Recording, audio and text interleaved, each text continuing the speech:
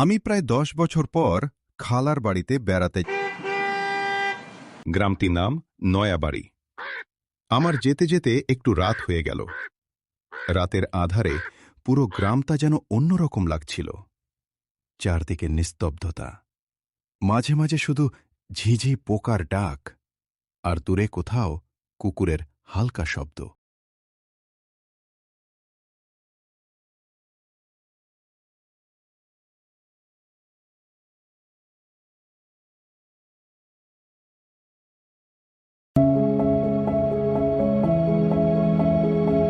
আমি প্রায় ১০ বছর পর খালার বাড়িতে বেড়াতে।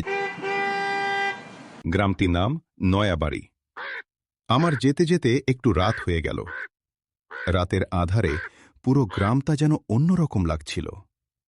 চারদিকে নিস্তব্ধতা, মাঝে মাঝে শুধু ঝিঝি পোকার ডাক, আর দূরে কোথাও কুকুরের হালকা শব্দ।